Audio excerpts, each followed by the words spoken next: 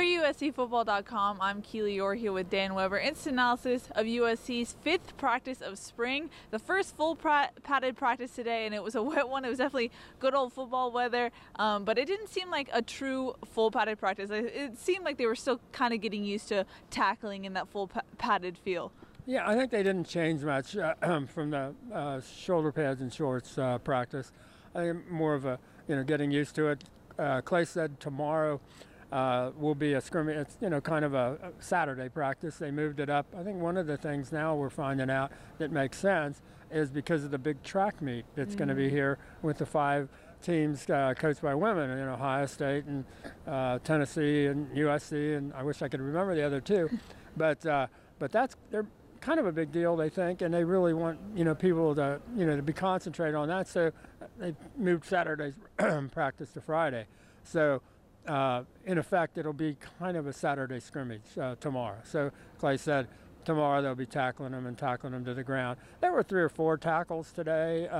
Juliano Falaniko ran somebody on the other side and just absolutely ran him over. Ruben Peters, who, fullback to linebacker, I think got the first one today. So we did see some accidental tackling, but not intentional.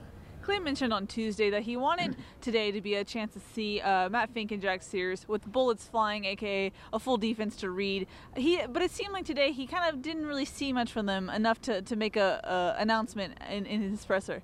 I think it would be hard just because of a big part of today was just getting used to throwing a wet ball, having guys catch a wet ball, moving on the turf, and all of that. So it might have been a little premature, to do that. But I thought they were acceptable. I thought, and under the rush and all of that, I thought we saw Jack Sears a couple of times take off with a quarterback draw once, and we also saw trying to run some options where they really need to work on the option on the toss. The pitch is not something that they've ever done here, ever been comfortable here, but I think it's good to have it in the in the system and be able to do it. So they are working on stuff like that, and that's probably a good thing. But I think the quarter, although we did see one spectacular almost play where Matt Fink sprinted left, eluded the rush, set and threw the ball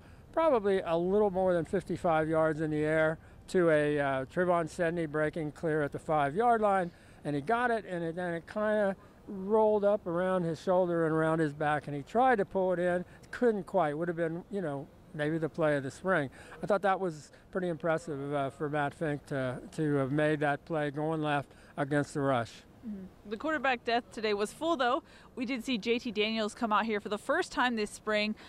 He seemed to be pretty into it, kind of mimicking some movements, and he looked like he brought his playbook with him. So the first of JT we've seen so far.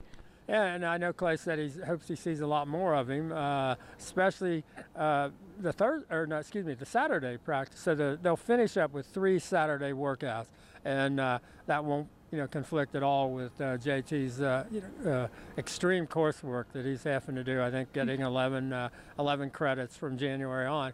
But I think they were real happy to see him, and I don't blame him. And he kind of part of the group.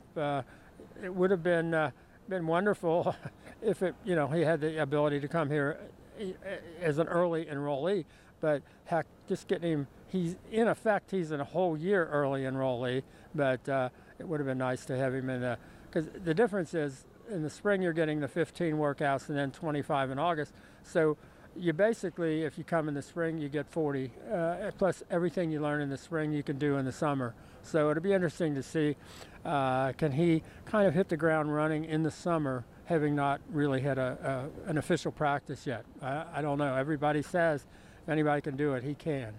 We'll see. But for the second practice in a row, it was another impressive day for Aca'Cedric Ware. It seemed like full pads really actually benefited him in his game. But with Stephen Carr out this spring, it really seems like Aced is really taking advantage of this time. Yeah, he had 3 or 4 good runs, quick, slid off defenders, ran it up inside. And now you realize he is 215 pounds. I mean, he's looking like a 215-pound running back, and he's impressive as heck. I mean, he would deserve to be able to have, a senior season workout. He was always kind of in Ronald, shadow, and Ronald was pretty good, just because maybe you weren't quite the home run threat that Ronald was, and what have you, doesn't mean you may not be really, really good. And we've seen him a couple of times where he had to be the guy, and he did well.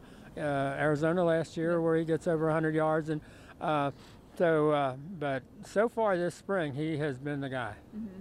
It was a defensive day, so we got to talk to defensive players. Cam Smith, I thought, had an interesting presser today. He announced that he told us that during the Colorado week, that's when he actually decided to come back for his senior season. So he got that out of the way pretty early. But he said a big factor of coming back was being an All-American. He said he wanted to be that really badly. That's why he came to USC, and he doesn't want to leave without it. So some goals for Cam Smith heading into the season. Yeah, because he's always been a team guy. I mean, he's been the kind of little bit of a captain from freshman year on the defense, and he's always been this team guy and team goals, and very much so.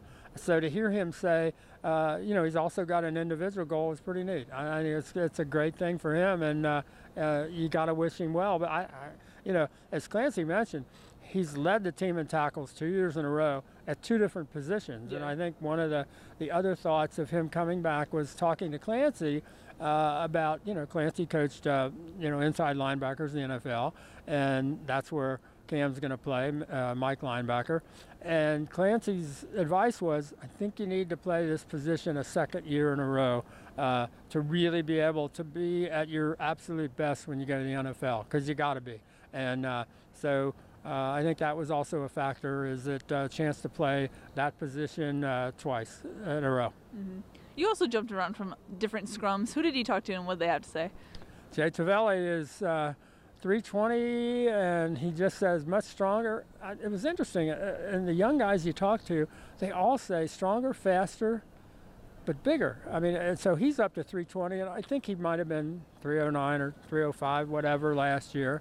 I talked to Juliano Falaniko, who is now 235, and I think he's also was under, I guess he was about 209 last year, and he just has a completely different look. He and Hunter Echols are 31 and 41, and they kind of say nobody can tell them apart now, which is interesting because Hunter has actually dropped a couple of pounds, so he's 232. So Juliano is now bigger than Hunter Echols. But he's an interesting kid, and he's, a Samoan kid who talks about, somebody asked him, what do you do for the, weekends, and how do you, and he said, I visit with my family, and somebody said, your family's in Samoa. No, he said, I got my family's in Temecula, Long Beach. He had all these places where his family is. So that's kind of neat for a kid like that to have family to really be part of, when you're from Samoa, and you ended up going to high school on the way back here in Hawaii, and then you end up here and still have a lot of family with you. But he's just a totally different looking player. And even Clancy said, again, that much bigger, and yet he's quicker, faster.